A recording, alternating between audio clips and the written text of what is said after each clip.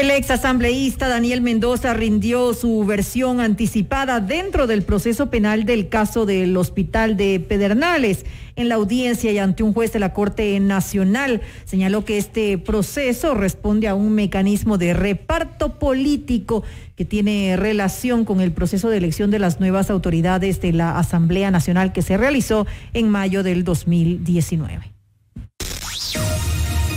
Los protagonistas de la noticia en Notimundo.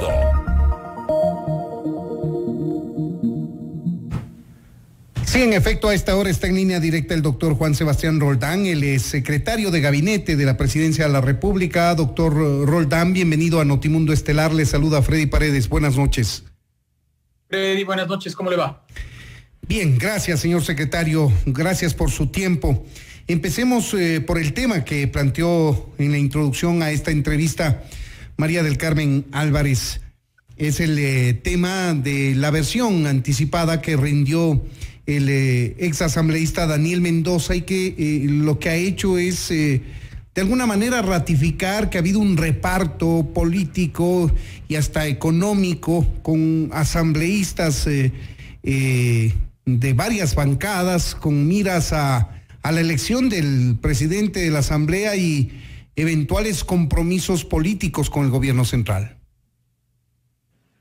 Freddy, la justicia tiene que hacer su trabajo.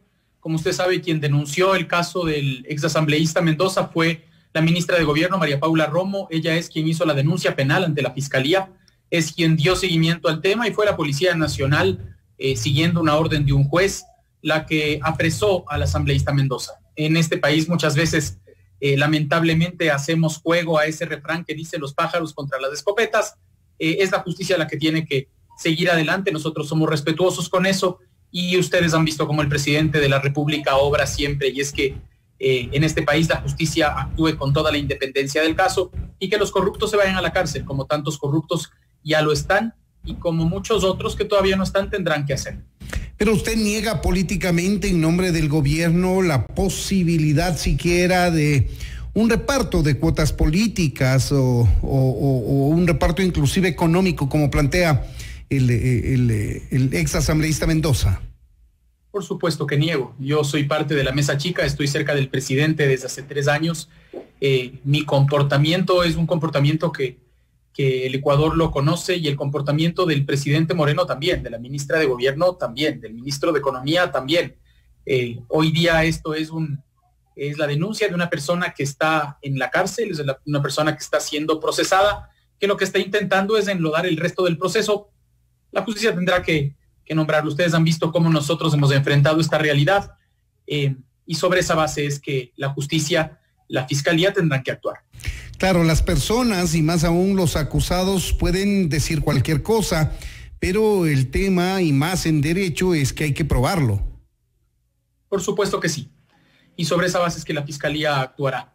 Por eso es que las pruebas han hecho que los que están prófugos sean sentenciados, que los que robaron al país sean sentenciados y que los que quisieron hacer trafacías con dinero de contratación de sus provincias también. No hay que olvidarse, ¿no? Aquí el exasambleísta Mendoza está acusado de haber cogido parte del dinero para el Hospital de Pedernales. Imagínese usted, en medio de la pandemia trataban de utilizar ese dinero para comprar votos para sacar a la ministra de Gobierno de su puesto. Si es que ella estaría vinculada a cualquier tipo de reparto, no le quisieran sacar, pues más bien querrían que se quede dentro. Ya la ministra de Gobierno ha ido explicando en este tiempo qué es lo que está en juego, qué nomás está en juego. Y entre otras cosas hemos visto el desfalco al ISPA por más de $600 millones y todos los intereses que hay ahí, y la cara valiente de una mujer que lo que ha hecho es dar la cara, enfrentar esta realidad y sanear la situación para el bien del Ecuador, que somos los estafados, para el bien de la Policía Nacional, que también fue estafada. Hoy hay que saber quiénes son los acusados y quiénes son los acusadores, quiénes fueron quienes denunciaron el problema, y sobre esa base es que los ecuatorianos sacan sus conclusiones con claridad. Ahora, asambleísta, para agotar el tema judicial y pasar a otros. No soy asambleísta. Perdóneme, le ofrezco disculpas, es porque hablábamos del asambleísta Mendoza. Señor secretario. Ni soy ni quiero ser asambleísta nunca. Perfecto. Señor secretario, vamos a agotar el tema judicial y quería tocar el tema de estas presuntas amenazas recibidas por el juez que tiene a su cargo la resolución del proceso en contra de Jacobo Bucaram Pule. ¿Cómo recibe el gobierno esta denuncia que se ha hecho? Repetimos, nosotros lo que hemos hecho es denunciar todos los hechos de corrupción que tienen décadas en el Ecuador. Y si es que este gobierno se lleva la medalla de luchar contra tantos grupos que le han hecho daño al país, pues es la medalla más importante.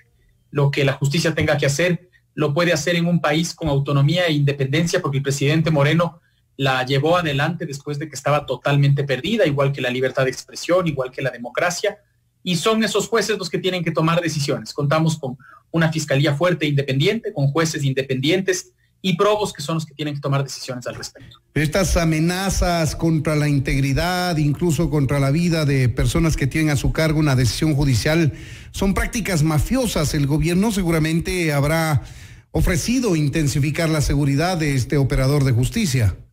Y lo ha hecho también. El gobierno apoya a todos los operadores de justicia que deciden actuar con decencia, con autonomía y que además piden ayuda, porque eso significa que no están cayendo ni en la tentación del dinero ni en el temor por lo que les pueden hacer. Y son buenas noticias porque los ecuatorianos somos gente honesta y gente valiente. Y esos jueces valientes son los que van a permitir que el Ecuador esté mejor después de que pasen todos estos procesos que son tan dolorosos también, Freddy. Es una pena ver un exasambleísta en la cárcel por haber posiblemente o presumiblemente cogido dinero del adelanto de los hospitales, ver a otra gente vinculada a la compra irregular de medicamentos en medio de la pandemia.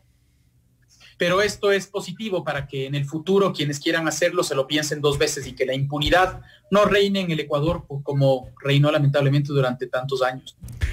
Hablemos de la decisión presidencial de aplicar un veto total al Código Orgánico de la Salud. A muchos sectores les ha tomado por sorpresa esta decisión del presidente. Muchos esperaban un veto parcial, es decir, la negativa del Ejecutivo a que pasen determinados artículos de este Código de Salud tan amplio, pero muy pocos se imaginaban que podía venir un veto total como en efecto vino.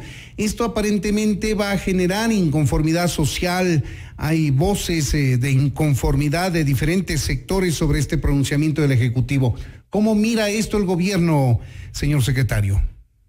El gobierno tomó una decisión estructural y es vetar totalmente un código de salud que no tiene un solo artículo en el que se habla de la pandemia. Hoy la salud del mundo y del Ecuador han sido severamente afectadas por una pandemia que nos cogió por sorpresa y que necesita que repensemos nuestros sistemas de salud en relación a esta y a posibles futuras pandemias. Por ejemplo, el sistema de salud ecuatoriano ha aprendido rápidamente y muy dolorosamente después de lo que vivimos en Guayaquil, sobre todo, que la salud pública tiene que acercarse a la cercanía. Abrimos 2,000 centros de salud de cercanía y como dice nuestro ministro de Salud, Juan Carlos Ceballos, ese gran ministro que tenemos, la pandemia no se gana en los hospitales, se gana en la comunidad. Pues nada de eso se trata en el Código Nuevo de Salud. No se trata nada, absolutamente nada, ni una sola palabra sobre pandemias. Hay 170 sanciones para los médicos. Cuando hicimos la revisión teníamos más de 400 observaciones. ¿Cómo podemos nosotros mandar un Frankenstein de vuelta a la Asamblea cuando el código tenía tantos problemas y se había tratado durante 8 años? Nosotros creemos que es una oportunidad para volver a discutir los temas de fondo, para volver a tratar la pandemia dentro del centro de la nueva discusión de la salud pública y para fortalecer esta en una discusión que sea más ágil, más profunda y por supuesto mucho más completa del código. Un tema que reclama el sector de mujeres, las feministas, el sector progresista como se denomina, la posibilidad de despenalizar el aborto que estaba tan cerca a través de este código, ahora se la vuelve a ver lejana, dicen las feministas. Hay muchos grupos que se sienten afectados.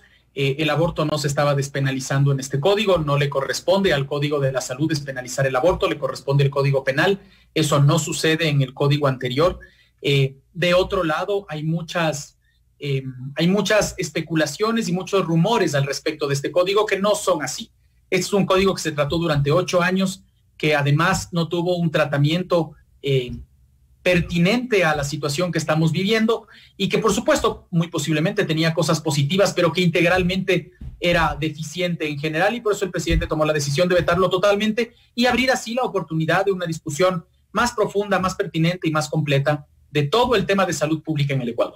Temas positivos y de avanzada como la regulación de la aplicación terapéutica del cannabis, por ejemplo, que ya quedó en el olvido, o al menos no se vuelve a tratar después de un año este código con temas como este.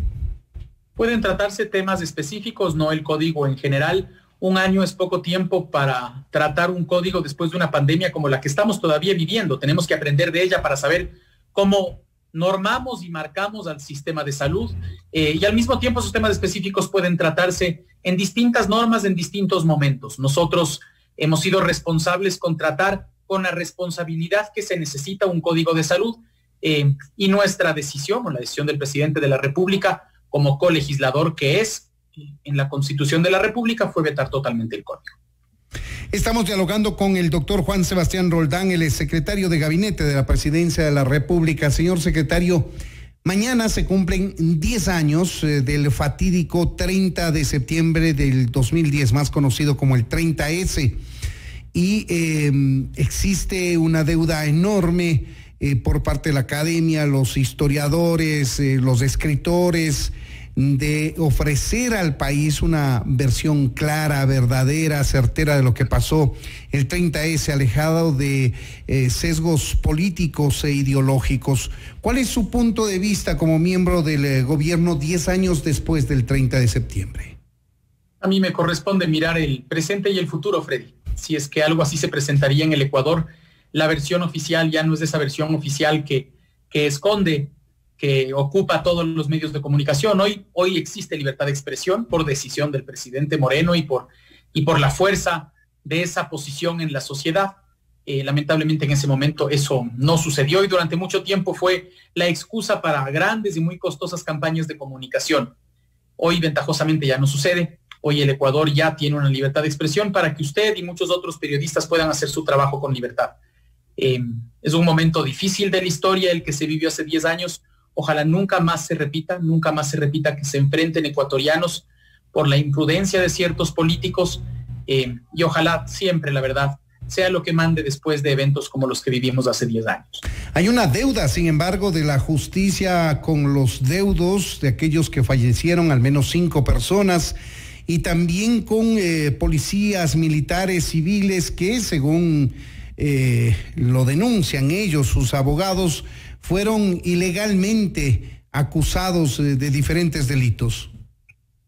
Hoy las personas que se sienten perjudicadas por decisiones que no creen que son justas tienen la posibilidad de acudir a una justicia independiente. Allá deberían acudir. Hoy la policía, las Fuerzas Armadas son instituciones sólidas y muy fuertes, como también lo fueron durante mucho tiempo, que lograron resistir a todos los golpes que trataron de asestarles. Yo debo decirle, Freddy, que todo el tiempo estoy pensando en hoy y estoy pensando en el futuro, y estoy seguro que un hecho como ese ni se podría repetir por la situación actual del país, ni se quedaría en el silencio por la libertad de expresión que está consagrada en el Ecuador nuevamente.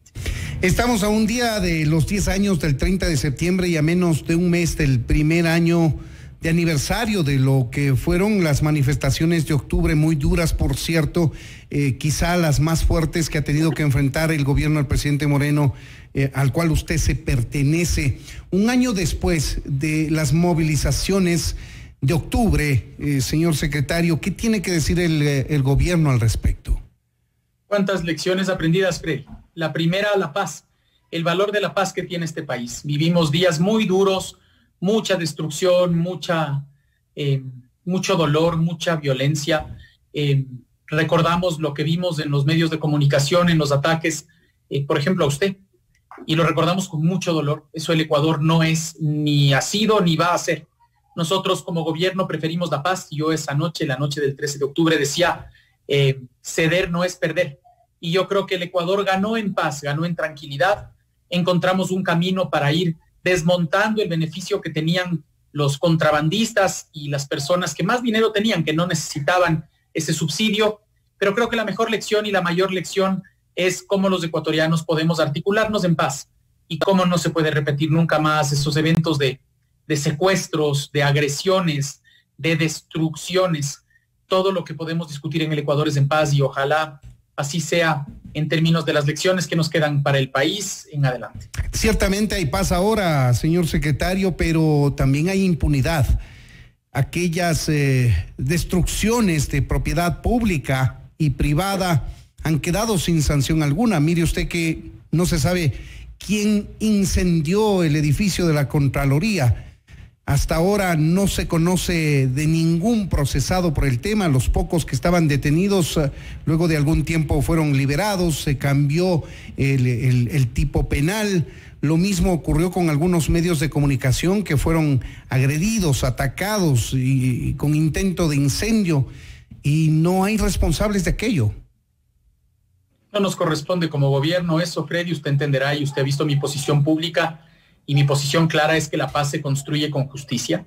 Yo creo que los responsables de los momentos violentos, de los secuestros, de los incendios, de las agresiones, tienen que pagar. Por eso es la justicia la que tiene que responderle al país al respecto. Yo, de todas maneras, me quedo sinceramente con que los ecuatorianos vivimos en paz y que esa paz se sostiene en la justicia. Ojalá los actores de la justicia hagan su trabajo para que esto nunca más se pueda repetir y para que la violencia de ninguna manera sea la norma como vivimos en esos fatídicos días. Que así sea entonces. Hemos pasado revista brevemente a algunos de los temas coyunturales y algunos en perspectiva respecto a los aniversarios precisamente de estas movilizaciones. Queremos agradecer al doctor Juan Sebastián Roldán, secretario de Gabinete de la Presidencia de la República. Muchas gracias por habernos atendido, doctor. A usted, Freddy. Muchas gracias a usted, a María del Carmen, a su medio de comunicación. Gracias. Esto es Notimundo, amigos. Siempre bien informados.